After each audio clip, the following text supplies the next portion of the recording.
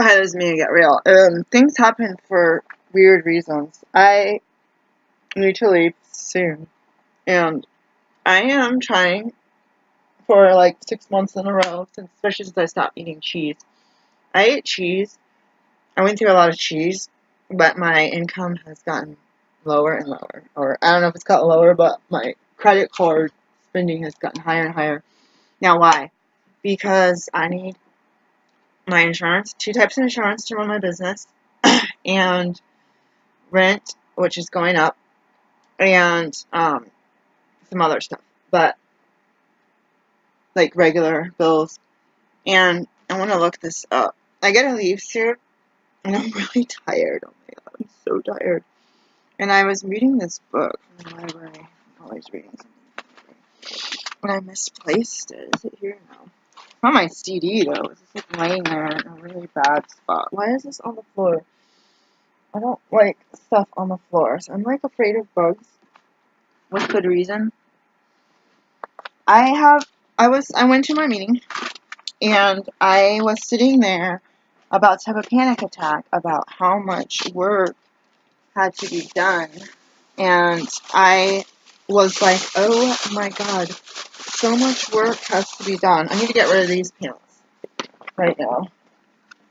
They're sitting in a bag on the floor. These are so cute. They fit me. They're too big, but they're like Lands' End, and I gotta get rid of them before they get like puckering because they're stretchy. I love this skirt as well. It's got the marks from that one here. I believe I got this at Nordstrom Rack. I couldn't walk in it, and then I realized when I took pictures for eBay that I didn't take out this hem. I'm not used to having, with pockets, and you're like, oh, there's actually a pocket. I didn't know it until I got rid of my clothes. So I need to get rid of both of these and the scrub top, Peaches. So I'm going to do a prayer right now while I talk. Oh, and I have this bottle. So I think that bottle will cost, it's gotta be like $2.61. I'll literally sell it to them for $2.61. Let's do this. Let's do it on the phone. So I need to check 211. I'm sending emails. I'm acting crazy. I'm tired of this. Okay, I thought I got a new email. Kind of glad I don't. So let's check 211. So I went to my meeting, and I'm sitting here and it's like you're like, oh my god, there's so much traffic. There's so much people. I just need to be grateful that I got there. And there's older people, and people talk about health issues, or there's retired people. And some people retire because of health issues. Some people get it after retirement. And I noticed there's a lot of people from California, of course, but their kids move here from all around the country. I move from a different place, and they move here, and their kids move here, and then these people follow their kids. And these people's kids are at least 5-10 years older than mine. My kids, I keep thinking, oh my god, my kids are going to be out of the house, and my house is still going to be messy, and I can't say that it's all of our fault. That's just my fault. Last updated Monday. Okay, so this is walk-in only for Northwest Natural. Okay. So I could do that one, and this one. They keep having Pacific Power. So there is another one of these. Closed Thursday, Friday, September 28th, 29th. So I was like, oh my gosh. On my last video, which I'm scared to post because I was like, oh, I was doing this research for school. So that me and my classmate could be prepared when we saw our patients. And I was like weirded out by how I was explaining it. Too much detail. I wasn't explaining like detail about anyone. It was just like too much. There's too much information. Like it's just too much talking. Like all my videos. I want to just recap that. I was talking like way too much. Oh, this her old job. This my new job. This one. Blah blah blah. So I started naturopathic school 2010, and I was on a pre-med track pretty much my whole life. And my friend came, and I don't talk to her really. I I don't understand what it would be like to go to another country and be a doctor. Like, maybe Canada, I could figure it out, unless it's French speaking. And even I took a medical program in French, which is, my friend was from Africa, from Northern Africa, my classmate, and we were studying together. And when we first studied together, there's one lady that said, "Oh, let's all get together for this group," because in school you have to get groups. And so she was like, so I met this person, and I was like, okay. And she was, so I was at school, actually for medical school for 7 years, but I was on a 5-year track for the first program. Then I went to the second program. I was actually on a 7-year track, so that's too much information. That's what I mean. And I was like third year of medical school. So I had third, fourth, fifth year left, 3 years left. She was a cardiologist from Africa who worked and taught in their hospital in the big city, and she couldn't transfer and just work in this country. She got approved for residency, but it was really early in the morning when they offered her the position, and she had 3 fairly young children, or even if they're not super young, it smells like really perfuming. She had to take them to school. Her husband worked and stuff.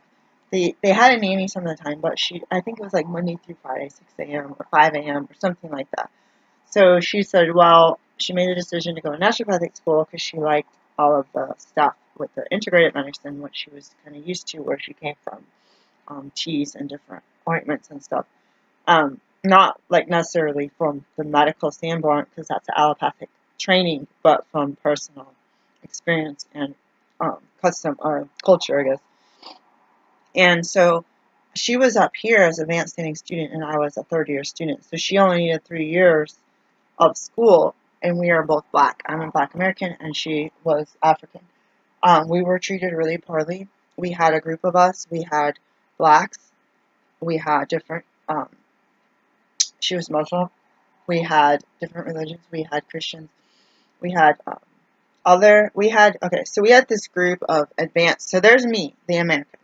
We had this group of advanced standing students. So they were either MDs, or equivalent of MDs, from Africa, Russia, Latin America, or Spain, or something like that, where they're still a little bit darker than a other type of European, like Norwegian or something. And then there was Latin Americans, Hawaiians, and these group of people, except for one that I'm thinking right now, except for 2, one was Asian American, but she was heavy set. And so that was another minority in the school, the primarily white women. We were told by one of our teachers that this school is catering to rich white folks. That's what our clinic was attuned to. And so it's really weird seeing like all of this stuff about doing stuff for low income, receiving grants. But this was this guy's opinion, so I don't want to make it the school's opinion. But it really hurts when in 2000, sometime after 2010, or I actually started school in 2009, I heard this, and I had previously been a patient here when I was homeless in 2004. And I liked another one of their clinics I had gone to maybe 2003, 2004, probably the same amount of time. And then I also learned about the acupuncturist. So I actually, because I love the acupuncture, I always wanted to be a primary care physician. I didn't know that terminology when I was in first grade, but I wanted to be able to do everything like an old-timey doc in the 1800s, except I wouldn't have been able to do it in the 1800s. Because of being black, you wouldn't even be able to do it. You would be trained individually, but you wouldn't necessarily, like if you were in the South, like in early 1900, you'd have to be put into only blacks, only wing of the hospital. Anyway, that's a different story. So we had all of these people except for 2. I don't actually know these 2. I think one of them was dual degree Chinese medicine and acupuncture, or naturopathic. I did that program for a while. I didn't do a lot of the Chinese medicine, but just all of those classes and all those clinic shifts and all those observation hours, that's a lot of work. So for me as a single mom, it's a lot of work. Doing midwifery, oh my god, it's like 4 times or 10 times more work. At least when you're doing that other stuff, you have breaks. And my program, because I couldn't possibly even fit that many classes into one day, I stretched it up to 7 years. So when I met her, I was on 3 more years. It was this one guy say manageable. We also had some people that were older and gray hair, males especially, also a minority in that school. Anyone older and or male in naturopathic. Non-Chinese medicine, they had more diversity, to tell you the truth, but it was a smaller group of people. And I always noticed, why are they always smiling? It doesn't matter what their race is. Like, is they're doing acupuncture on each other and Chinese massage, but we're like Chinese medicine or like naturopathic medicine, we're always frowning, and then I took a leave of absence from that. I was like stressed out and frowning, and everyone else in the dual degrees were all like, oh, going hot tummy, we're so happy, we got a test tomorrow, oh, this is great, it's all in Chinese, or like, why are you so happy about that? Like, my test is in English, and I'm stressing. So, the three in this group, and these couple of people, like I said, they made either a dual degree or they had other advanced license. Some of the people were Russian. They're like, do not tell anybody that you're an MD, or for these people, these group. Do not let the residents know you're MD or chiropractor or osteopath, because they're gonna grade you down. And why do they say that? Because it happened over and over and over again. So my friend was like, shut the heck up. Do not tell anybody that I'm a physician. And she worked at one of the major, if not one of the most worldwide known hospitals in this country, in this city. But she didn't tell her job. She was very secretive, but she's like, because so many people, including these people, what's that noise? What the heck was that? Is that you, DJ? That's probably my cue to leave. Oh my god, the whole house just shook. Alright, let's just tell you this. As a black person, even now going and throwing out my papers, I'm finding out, oh my god. They literally did the math. On this one, I saw 90%. I did the math. I saw their math was like 90%. And then they scribbled it out and changed it to like 74. This happened more than once. They scribbled it out. Or they erased it. And you can still see the eraser lines. Or they erased stuff. Is that you, DJ? What the heck? I'm just breaking my house. The walls are thin. It's like you don't know if someone's hitting your house. If your kid is just throwing, like he breaks. It's really big. Barrels through the house. I gotta clean it out and get rid of stuff so that we can just have walls. And his dad was like that, over 6 foot. But my son, when he was even little, was called the bulldozer. I'm like really paranoid about all that noise. So they were like, keep it to yourself. If somebody's racist, even saying racist just in a general or discriminatory, it didn't matter. They didn't discriminate if you're sexual orientation or you're transgendered. That was their own group. They did not have the same stuff. Maybe, actually, yeah, I didn't see a lot. But there was, at least with the staff and the students, but with this group and me as a black American, and other black Americans, which was only a couple of us per class, if any, to tell you the truth, we all saw this pattern over and over again. So being there for 7 years before, when I had friends that were dual degree, they had been there 5, 6, 7 years also, and knew that why such and such used to sit by me in class, no longer in class, because they. So if you file a complaint like that your teacher lowered your grade and you did the math on your friend's test just to see there's a grading error, you turn that in as a grading error. My friend who was a chiropractor said, do not say anything. They will kick you out and say you're the problem because you have all these complaints. And another person, a person of color, this was a foreigner that said that, who was a advanced study student, practitioner already, and licensed practitioner in this town. And another person said a similar thing, and they're like, do you think these people are your friends? Do you think these people are trying to sign you up to get help? It's like, what they're doing is saying that you're a problem, that you can't succeed without this extra help or tutoring or this or that. And I was like, and this person, so I was watching this movie and I was thinking, WikiLeaks. It's called Snowden, is it? This was a good movie. One Nation Under Surveillance. Very interesting. And I just wanted to say, because I need to leave now, that I am that person who, I'm trying to think about what I was wearing earlier, because I always come home. I don't always come home, but I was wearing shorts.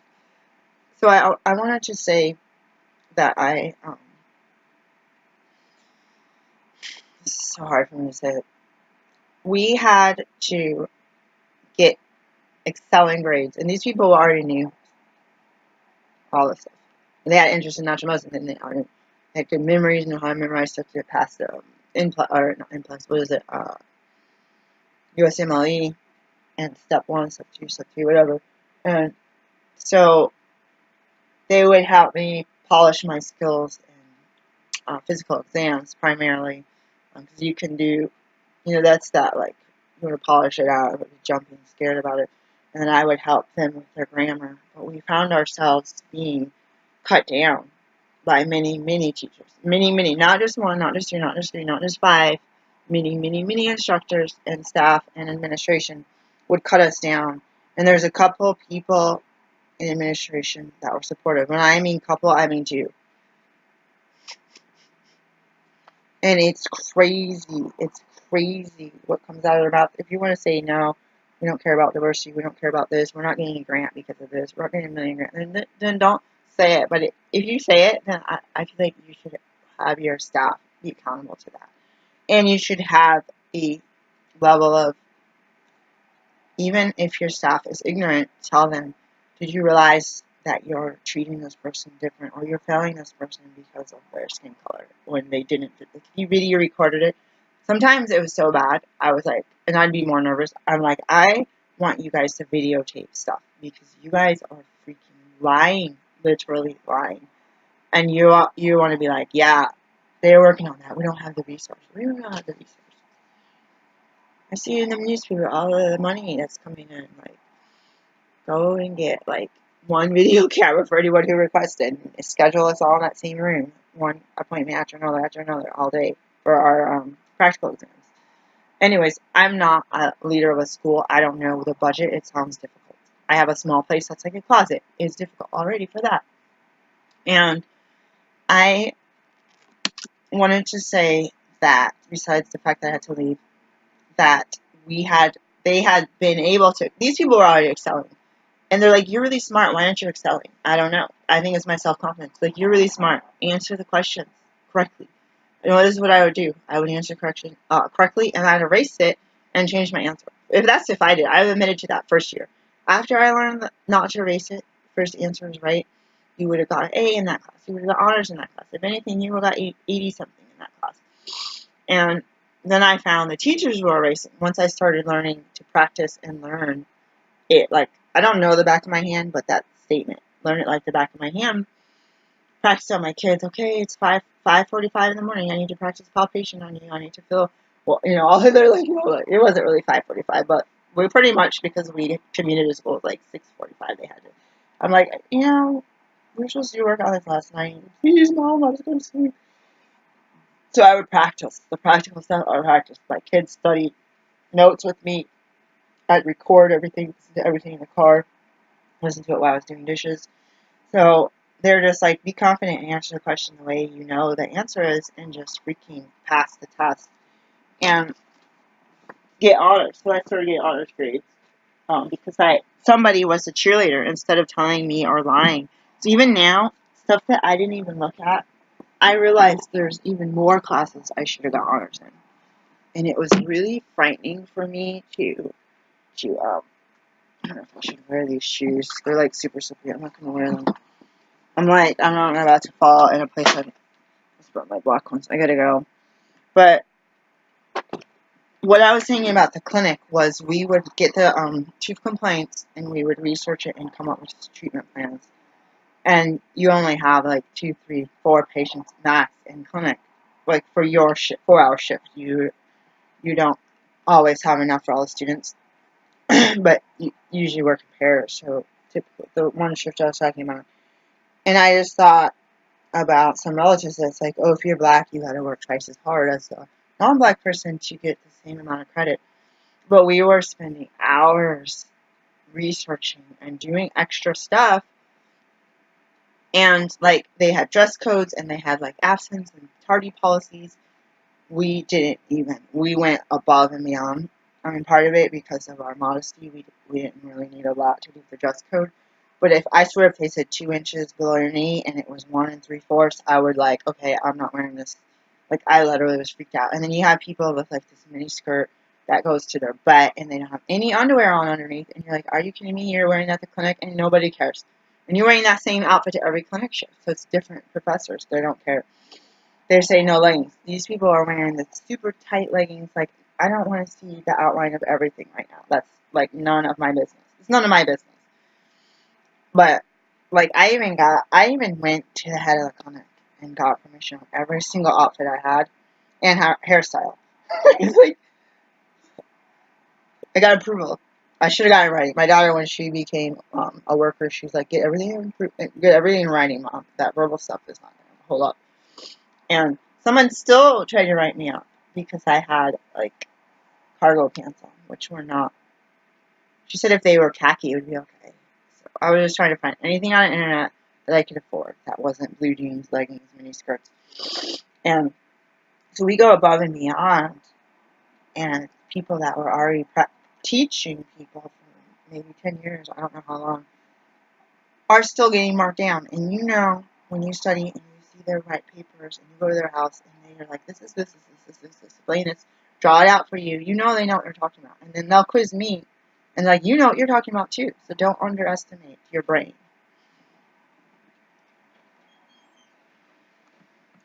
DJ